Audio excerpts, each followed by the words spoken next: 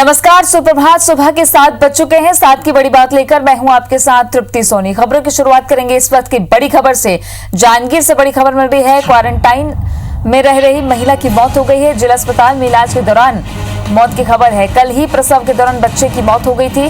जांजगीर से quarantine centre में गर्भवती महिला जो वहां रह रही थी, रात में जिला अस्पताल में महिला की मौत हो गई है। जम्मू से 5 दिन पहले पति के साथ महिला लौटी थी और हथनेवरा क्वारंटाइन सेंटर से जिला अस्पताल लाई गई थी। राजकुमार जुड़ गए हैं ज्यादा जानकारी के साथ। राजकुमार, क्या है पूरा मामला, क्या बताया जा रहा है इसके बारे में? देखिए तृप्ति, इसमें ये बात निकल के आई है कि ये जो महिला है वो 5 दिन पहले जम्मू से अपने पति के साथ आई थी और उसके बाद से महिला और उसके पति को हथनेवरा क्वारंटाइन सेंटर में क्वारंटाइन किया गया था। और इस बीच गर्भवती महिला को जब प्रसव पीड़ा हुई तो उसे जिला अस्पताल जांजगीर लाया गया और यहाँ पर कल दोपहर में प्रसव के दौरान बच्चे की मौत हुई और उसके बाद से जो महिला है वो जिला अस्पताल में भर्ती थी और इस बीच में देर रात इस गर्भवती महिला की मौत हुई है। इसमें जो गर्भवती महिला के पति का आरोप है कि यहाँ पर जो जिला अस्पताल के जिम्मेदार डॉक्टर और नर्स ने इलाज में लापरवाही बरती है और जिसकी वजह से उसकी पत्नी की मौत हुई है और घंटों तक ना महिला के इस गंभीर मामले में कोई इलाज करने नहीं पहुंचा और घंटों तक किसी ने आकर के देखा नहीं और यहाँ तक कि जो ब्लड की जांच के लिए भी कोई ध्यान नहीं दिया गया और खाली खून को लेकर के ये जो मजदूर व्यक्ति है वो बैठा रहा। तो ये मजदूर जो पति है उसका तमाम तरह का आरोप है। फिलहाल अस्पताल प्रबंधन की ओर से फिलहाल इस मामले में अभी तक कोई प्रतिक्रिया नहीं आई है और ये जो मजदूर परिवार है तृप्ति, ये सूर्यनारायण क्षेत्र के लोहस्सी गांव का है जिन्हें हथनेवरा गांव में क्वारंटाइन किया गया था। सबसे इसमें जो दुखद पहलू है कि क्वारंटाइन सेंटर में ये गर्भवती महिला थी और उसके बाद से जब जिला अस्पताल आने के बाद उसकी मौत हुई है। इससे पहले भी जांजगीर चांपा जिले में मुलमुला क्वारंटाइन सेंटर में एक मजदूर की मौत हुई थी। हालांकि पीएम रिपोर्ट के बाद जो डॉक्टर ने हार्ट अटैक से मौत बताया था। तो अभी फिलहाल जिस तरह से पति ने आरोप लगाया है कि इलाज में लापरवाही बरती गई है, जरूर ये जांच का विषय है। चलिए, शुक्रिया राजकुमार जानकारी के लिए। तो कल ही प्रसव के दौरान बच्चे की मौत हो गई थी और महिला के पति का ये आरोप है कि ध्यान नहीं दिया गया जिसकी वजह से महिला की भी मौत हो गई। खबरों में आगे बढ़ते हैं। जबलपुर में लॉकडाउन का पालन करवा रही पुलिस से बदसलूकी की घटनाएं थमने का नाम नहीं ले रही है। देर रात गोहलपुर थाना क्षेत्र के नगीना मस्जिद इलाके में एक बार फिर पुलिस कर्मियों से बदसलूकी की गई। दरअसल सुबह से शाम 7 बजे तक लागू नाइट कर्फ्यू का पालन करवाने यहाँ पुलिस पहुंची थी। जानकारी के मुताबिक इलाके में बड़ी संख्या में लोग बिना मास्क पहने घूम रहे थे। पुलिस ने जब यहाँ बैरिकेडिंग कर चालानी कार्रवाई शुरू की तो लोग भड़क गए। पुलिस के मुताबिक महिलाओं समेत स्थानीय लोगों ने पुलिस कर्मियों के साथ बदसलूकी की। हालात बिगड़ते देख इलाके में भारी पुलिस बल तैनात किया गया, जिसके बाद पुलिस ने हंगामा करने वालों को खदेड़ा। फिलहाल इलाके में हालात काबू में है। पुलिस बदसलूकी करने वालों को चिन्हित कर रही है, उनके खिलाफ कानूनी कार्रवाई की जाएगी।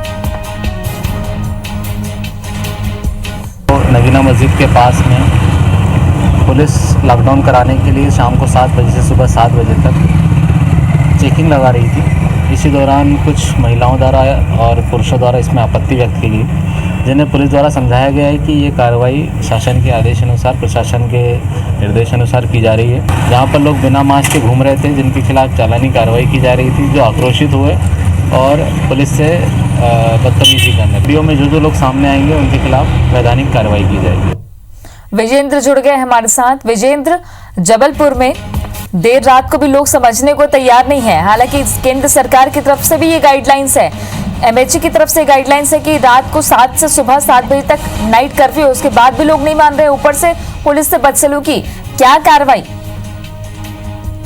ये पहला नहीं, दूसरा नहीं, चौथा मामला है जबलपुर में जब कोरोना वॉरियर्स के रूप में अपनी सेवाएं दे रहे पुलिसकर्मियों के साथ बदसलूकी की गई। गंभीर बात यह है कि इससे पहले ही यानी गोहलपुर थाना क्षेत्र के इस नगीना मस्जिद इलाके में ये जो घटना हुई है, यहाँ पर इससे पहले भी फेंसिंग लगाने के मामले पर जमकर स्थानीय लोगों ने विवाद किया था, उस मामले पर भी एक FIR लॉन्च की गई थी, गिरफ्तारी की गई थी। लेकिन लोग जो है वो सुधरने का नाम नहीं ले रहे। सुबह 7 बजे से लेकर रात 7 बजे का कर्फ्यू इम्पोज किया गया है और ये लोगों की ही सुरक्षा के लिए है। लेकिन बावजूद इसके बड़ी संख्या में कल देर रात भी लोग न सिर्फ नाइट कर्फ्यू का वायलेशन कर रहे थे बल्कि बिना मास्क के घूम रहे थे। ऐसे में मौके पे पहुंची पुलिस ने बैरिकेडिंग कर चालानी कार्रवाई की थी। जो रात से स्थानीय लोगों को नहीं आई उन्होंने हुज्जत की, हंगामा किया। हालांकि पुलिस ने हल्का बल प्रयोग करते हुए तमाम लोगों को खदेड़ दिया। कार्रवाई करने की भी बात की जा रही है, लेकिन सबसे बड़ी बात यह है कि सोचना होगा लोगों को कि पुलिसकर्मी जिस तरह से कोरोना संकट काल में अपनी सेवाएं दे रहे हैं, उनसे इस तरह की बदसलूकी की घटनाएं कितनी वाजिब है। फिलहाल वैधानिक कार्रवाई पुलिस इस मामले में तो कर ही रही है। बने रहे हमारे साथ विजेंद्र। एक और बड़ी खबर जबलपुर से ही बता रहे हैं दर्शकों को, आज से ग्रीन जोन में ऑड इवन फॉर्मूले पर बाजार खुलेंगे। सुबह 9 बजे से शाम 5 बजे तक दुकानें खुलेंगे। विजेंद्र लगातार बने हुए हमारे साथ। विजेंद्र, सरकारी गाइडलाइन की शर्तों पर दुकानें खोलने की अनुमति दी गई है, कैसे पालन करवाया जाएगा और व्यापारी कितने तैयार? जी हाँ, देखिए बाजारों में मार्किंग जो है प्रशासन की ओर से कर दी गई है और जिस तरह से ये तय किया गया था कि जैसे जैसे लॉकडाउन आगे बढ़ रहा है वैसे वैसे आर्थिक गतिविधियों को बहाल किया जा रहा है सस्ती, तो इसी कवायद में ऑड इवन फॉर्मूले पर बाजार खोलने की तैयारी है। आदेश जारी कर दिए गए हैं, आज से ही ये बाजार खुलेंगे। हालांकि आज जो कि पहला दिन है, आज 9 बजे सुबह की बजाय 1 बजे दोपहर से ये बाजार खुलेंगे। आज 1 बजे से लेकर शाम 5 बजे तक का वक्त रहेगा। इससे पहले का जो वक्त है यानी 1 बजे तक का वक्त जो है प्रशासन जो है अधिकारियों के साथ बैठक करेगा। सैनिटाइजेशन दुकानों का प्रॉपर हो, इसको सुनिश्चित किया जाएगा। उसके बाद कल से ऑड इवन फॉर्मूले पर कल से सुबह 9 बजे से शाम 5 बजे तक बाजारों को खोलने का, दुकानों को खोलने का निर्णय लिया गया है। हालांकि ये ग्रीन जोन की तमाम दुकानें और बाजार रहेंगे। कंटेनमेंट जोन अभी भी बंद रहेंगे, लेकिन ग्रीन जोन में तमाम जो दुकान है उनकी मार्किंग कर दी गई है और इन मार्किंग को के बाद दुकानों को ऑड इवन फॉर्मूले पर खोला जाएगा। हालांकि इन दुकानों में ऐसी कोई भी दुकानें या सलून शामिल नहीं होंगे, शराब की दुकानें शामिल नहीं होंगी, चाय नाश्ते की ऐसी दुकान शामिल नहीं होंगी जिन्हें केंद्र सरकार की गाइडलाइन के तहत छूट नहीं मिली है। सिगरेट शॉप नहीं होंगी। तो केंद्र सरकार और राज्य सरकार की जो गाइडलाइन है उसके तहत ऑड इवन फॉर्मूले के तहत बाजारों को खोला जा रहा है। आज 1 बजे से बाजार ग्रीन जोन में खुलेंगे, जबकि कल से यही टाइमिंग सुबह 9 बजे से शाम 5 बजे तक की होगी। जी, शुक्रिया विजेंद्र जानकारी के लिए। खबरों में आगे बढ़ेंगे। उज्जैन से इस वक्त बड़ी खबर मिल रही है। गुरु नानक अस्पताल में आग लग गई। शॉर्ट सर्किट से डॉक्टर के कैबिन में आग लगी। मरीजों को पास के अस्पताल में शिफ्ट किया गया। दमकल विभाग की गाड़ियां मौके पर आग बुझाने के प्रयास में जुटी हुई हैं। तो उज्जैन से गुरु नानक अस्पताल की ये तस्वीरें आपको दिखा रहे हैं, जहां डॉक्टर के केबिन में आग लग गई। शॉर्ट सर्किट की वजह से आग लगना बताया जा रहा है। फायर ब्रिगेड की गाड़ियां मौके पर तुरंत पहुंची और आग बुझाने का प्रयास किया गया। ये तस्वीरें उस वक्त की आपको दिखा रहे हैं। अस्पताल में आग लग गई और अस्पताल के मरीजों को पास के अस्पताल में शिफ्ट किया गया।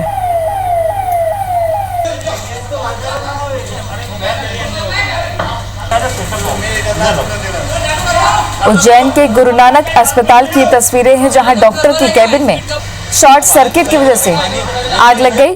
फिलहाल आग को बुझाया जा रहा है।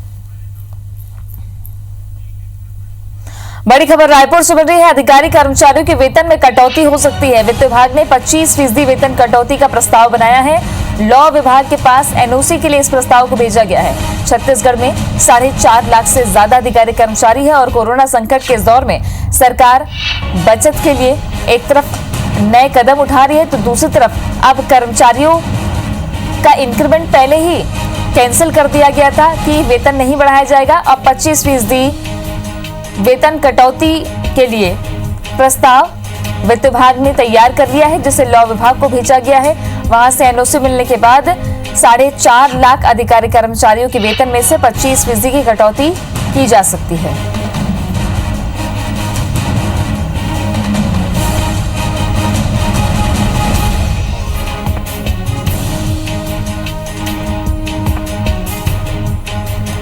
छत्तीसगढ़ में भूपेश बघेल सरकार ने पिछले दिनों मंत्रिमंडल की बैठक लेने के बाद लगातार बड़े बड़े फैसले लिए हैं। इस बीच सरकारी महकमे में किस तरीके से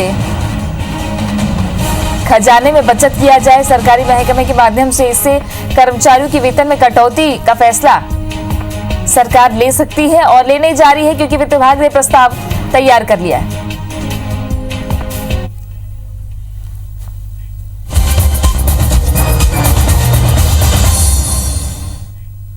और अब कुछ खबरें देख लेते हैं सरपंदाज में। अमेरिकी राष्ट्रपति डोनाल्ड ट्रंप ने भारत चीन विवाद को लेकर पीएम मोदी से बात की है। अमेरिकी राष्ट्रपति ने दोनों देशों के बीच दोबारा मध्यस्थता करने की बात दोहराई। ट्रंप ने कहा कि इस समय चीन विवाद पर मोदी खुश नहीं है। दुनिया भर में 59,04,000 से ज्यादा कोरोना के मामले सामने आए हैं। अब तक 25 लाख से ज्यादा लोगों ने कोरोना से जंग भी जीती है। कुल मौत का आंकड़ा 3,62,000 के पार जा चुका है। वहीं अमेरिका, रूस और ब्राजील से ज्यादा मामले सामने आ रहे हैं। देश भर में कोरोना ने 1,65,000 का आंकड़ा पार कर लिया है। वहीं देश में अब तक लगभग 70,920 मरीज ठीक हो चुके हैं। देश भर में कोरोना से 4,711 लोगों की मौत हो चुकी है। मध्य प्रदेश में मरीजों की संख्या 7,699 पहुंच गई। कोरोना से प्रदेश में अब तक 328 लोगों ने जान गंवाई है। वहीं 4,180 मरीज कोरोना से जंग जीतकर डिस्चार्ज हो चुके हैं। कोरोना के एक्टिव मरीजों की संख्या 3,146 हो गई। छत्तीसगढ़ में कोरोना मरीजों की संख्या लगातार बढ़कर 398 पहुंच गई। राज्य में अब एक्टिव मरीज 315 है। सभी मरीजों का इलाज जारी है। आपको बता दें कि अब तक 83 मरीज स्वस्थ होकर डिस्चार्ज हुए हैं। हॉटस्पॉट मुंगेली में पॉजिटिव की संख्या 81 हो गई। मध्य प्रदेश में शराब ठेकेदारों के सामने आखिरकार सरकार को झुकना पड़ा। राज्य सरकार ने रेड जोन और कंटेनमेंट एरिया में शराब दुकानें नहीं खोलने के निर्देश जारी किए हैं। वहीं शराब ठेकेदारों का एसोसिएशन अब भी जिद पर अड़ा है। टिड्डी दल आज छत्तीसगढ़ में दस्तक दे सकता है। राज्य के सीमा क्षेत्र के जिले कवर्धा और राजनांदगांव में टिड्डियों का दल आतंक मचा सकता है। हालात को देखते हुए सीएम भूपेश बघेल ने फसलों के बचाव को लेकर दिशा निर्देश जारी किए हैं। साथ ही कीटनाशक के पर्याप्त इंतजाम करने को भी कहा है। राजधानी रायपुर में एक सरकारी टीचर को धमकी देने वाले आरोपी को पुलिस ने गिरफ्तार कर लिया है। आरोपी टीचर को चिट्ठी लिखकर जान से मारने की धमकी देते हुए 15 लाख रुपए की मांग कर रहा था। वहीं टीचर की शिकायत पर पुलिस ने कार्रवाई करते हुए आरोपी को जेल भेज दिया।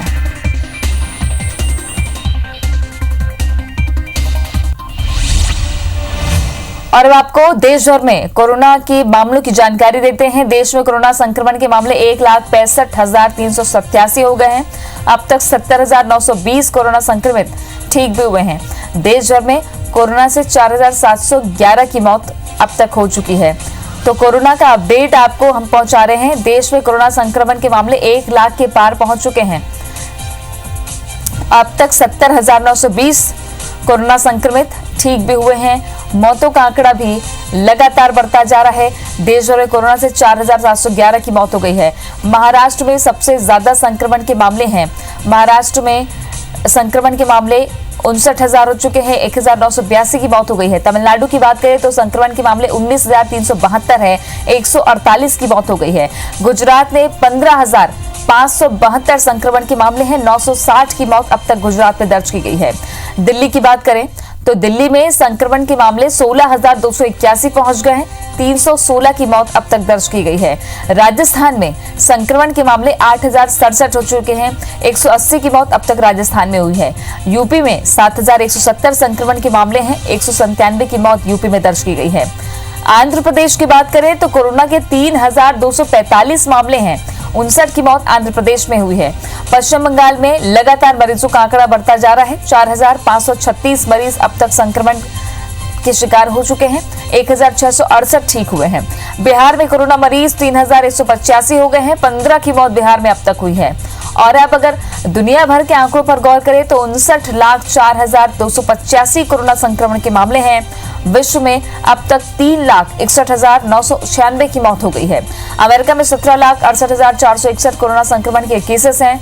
ब्राजील में 4,38,812 मरीज संक्रमित हैं। रूस में कोरोना के मामले लगातार बढ़ रहे हैं। 3,79,651 केसेस हैं। इटली में कोरोना संक्रमण के 2,31,139 मामले हैं। स्पेन की बात करें तो स्पेन में 2,83,849 कोरोना संक्रमण के केसेस हैं। दुनिया भर के आंकड़ों पर गौर करें तो भारत में रफ्तार धीरे धीरे बढ़ती जा रही है। संक्रमण के लेकर रिकवरी रेट में सुधारने की पूरी कोशिश की जा रही है।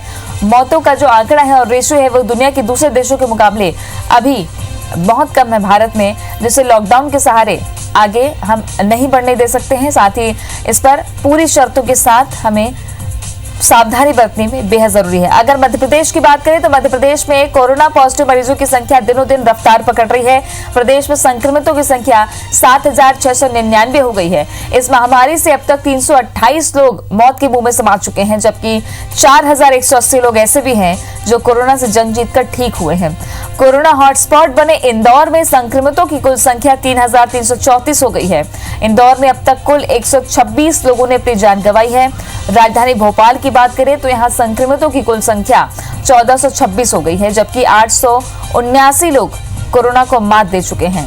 इंदौर और भोपाल के बाद उज्जैन में सबसे ज्यादा कोरोना संक्रमण के केसेस हैं। यहाँ अब तक 658 लोग कोरोना संक्रमित हो चुके हैं। 55 मरीज की मौत हुई है, जबकि 302 मरीज पूरी तरह ठीक भी हुए हैं। नीमच में भी पिछले 24 घंटे में संक्रमितों की संख्या तेजी से बढ़ी है। यहाँ अब तक 151 मरीज कोरोना से संक्रमित हो चुके हैं। सागर में भी संक्रमण के 141 केस सामने आ चुके हैं। इसके अलावा बुरहानपुर में 293, खंडवा में 235 और जबलपुर में 226 मरीज कोरोना से संक्रमित हुए हैं। और लॉकडाउन का चौथा चरण चल रहा है। 31 मई को लॉकडाउन 4 खत्म हो जाएगा और ये देखा जा रहा है और ये उम्मीद भी की जा रही है कि लॉकडाउन का 5वां चरण शुरू होगा, क्योंकि भारत में जितने केसेस लगातार बढ़ रहे हैं, अब ये दायरा कितना रहने वाला है ये देखने वाली बात है। इधर छत्तीसगढ़ की अगर बात करें तो रायपुर एम्स प्रबंधन की बड़ी लापरवाही सामने आई। इससे पहले आंकड़े आपको बता रहे हैं कि छत्तीसगढ़ में कोरोना मरीजों की संख्या 350 के पार हो गई है। 398 मरीज अब तक पाए गए हैं और 83 ठीक हो गए हैं। तो आपसे अपील है कि आप लॉकडाउन का पालन करें। घर से बाहर निकल रहे हैं तो मास्क लगाइए, सैनिटाइजर का उपयोग करिए, साथ ही बहुत सावधान रहिए। और इसके अलावा अगर एम्स की बात करें तो रायपुर एम्स में लगातार मरीजों को रिकवर करने का सिलसिला जारी है। इधर रायपुर एम्स प्रबंधन की बड़ी लापरवाही सामने आई है। राज्य में मिली गरियाबंद जिले की पहली कोरोना पॉजिटिव छात्रा के घर काम करने वाले 5 कर्मचारियों समेत 20 लोगों के नेजल सैंपल थ्रोट, जिसे स्वैब सैंपल कहा जाता है, एम्स प्रबंधन ने गुमा दिए हैं। आपको बता दें 17 मई को इन सभी लोगों के नाक और गले से स्वैब सैंपल लेकर एम्स रायपुर भेजे गए थे। तब से लेकर अब तक इन लोगों की रिपोर्ट नहीं आई है। समय समय पर गरियाबंद स्वास्थ्य विभाग की ओर से एम्स में फोन कर रिपोर्ट के बारे में जानकारी ली जाती है, लेकिन आजकल कहते हुए एम्स प्रबंधन टालता रहा। आखिरकार बुधवार को एम्स प्रबंधन ने सीएमएचओ को सभी लोगों के सैंपल गुमने की बात बताई। ऐसे में सीएमएचओ ने रिपोर्ट मिलने में हो रही देरी को देखते हुए एक बार फिर से सभी 20 लोगों के सैंपल लेकर एम्स रायपुर भिजवाए हैं। बड़ी बात यह है कि ये सभी लोग पिछले 12 दिन से क्वारंटाइन सेंटर में रह रहे हैं, लेकिन सैंपल गुमने के बाद अब इन लोगों को नए सैंपल की रिपोर्ट आने तक अब क्वारंटाइन सेंटर में ही रहना होगा।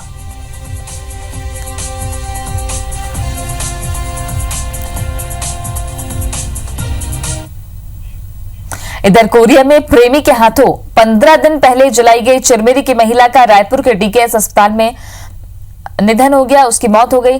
वो 48% जल चुकी थी। पुलिस के मुताबिक चिरमिरी की बीजेपी महिला मोर्चा की मंडल अध्यक्ष को कैंडल से जलना बताकर उनकी बहन ने लगभग 15 दिन पहले कोरिया के जिला अस्पताल बैकुंठपुर में भर्ती कराया था, जहां से बेहतर इलाज के लिए रायपुर के डीके अस्पताल में भर्ती करवाया गया।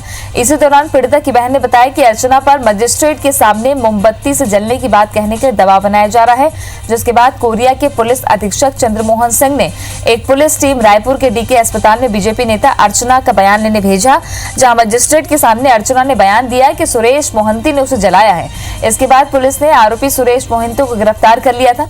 पुलिस सूत्रों के अनुसार शादी के दबाव की वजह से आरोपी ने बीजेपी महिला नेता को जला दिया। भिंड से बड़ी खबर बता रहे हैं आपको। बारिश और तूफान का कहर देखा गया है। परा गांव में एक बच्चे की मौत हो गई है, 4 घायल हैं। तेज आंधी के चलते मकान गिर गया। एंडोरी गांव में तेज बारिश से नुकसान की खबर है। बड़ी खबर भिंड से, बारिश और तूफान का कहर देखा गया। एक बच्चे की मौत भी हो गई है, 4 लोग घायल हैं। तस्वीरों से आप अंदाजा लगा सकते हैं कि इस तूफान ने कितनी तबाही मचाई है। परा गांव में एक बच्चे की मौत हो गई है, 4 लोग घायल हैं। एंडोरी गांव में तेज बारिश से काफी नुकसान हुआ है। दिलीप जुड़ गए हैं। दिलीप, बच्चे की मौत कैसे हुई और लोग कैसे घायल हुए?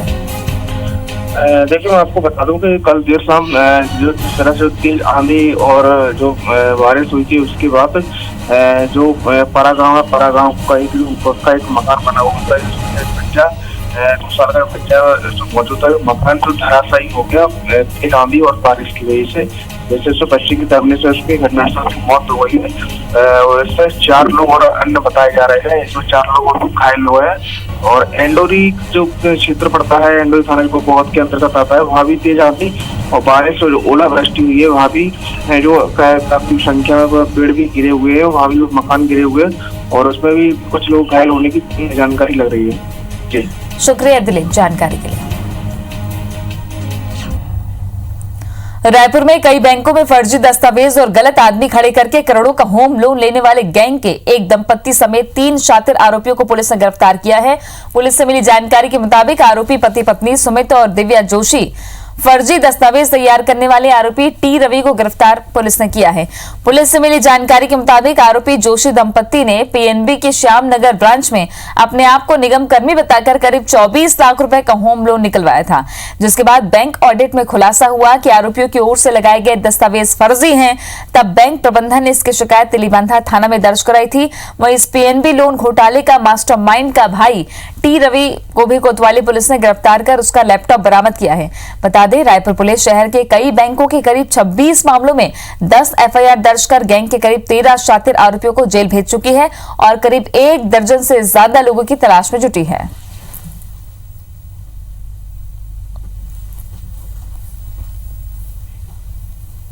इसी कड़ी में अग्रिम योजना के दौरान Punjab national bank Shyamnagar branch और पंजाब नेशनल बैंक कोतवाली ब्रांच के अंतर्गत जो आवासीय ऋण और भू ऋण से संबंधी घोटाले हुए थे, इनके प्रमुख आरोपियान टी रवि को तथा जोशी दंपत्ति सुमित जोशी, अलका जोशी को गिरफ्तार किया गया है और इन्हें विधिवत पूछताछ के उपरांत न्यायिक अभिरक्षा में जेल भेजा गया है।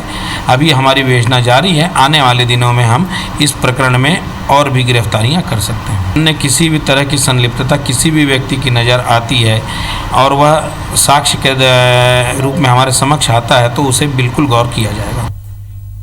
मुख्यमंत्री भूपेश बघेल ने टिड्डी दल के संभावित प्रकोप से फसलों के बचाव के लिए समय से पहले विभागों को जरूरी तैयारी के निर्देश दिए हैं। उन्होंने सीमावर्ती जिलों में टिड्डी दल के आने और उड़ान भरने की दिशा पर लगातार निगरानी के भी निर्देश दिए हैं। मुख्यमंत्री ने टिड्डी दल से बचाव के लिए नियंत्रण कक्ष स्थापित करने और पर्याप्त मात्रा में कीटनाशक दवाओं का इंतजाम रखने को कहा है। उधर सीमावर्ती कबीरधाम जिले में टिड्डी दल की दहशत बनी हुई है। हालांकि कृषि विभाग बचाव की पूरी तैयारी का दावा कर रहा है। अब तक टिड्डी दल मध्य प्रदेश के बालाघाट जिले के लांजी के पास देखा गया है।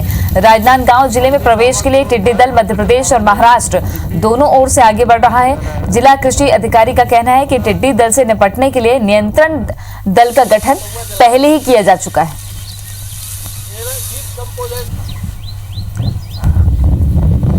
तो छत्तीसगढ़ में टिड्डी दल की दहशत देखी जा रही है।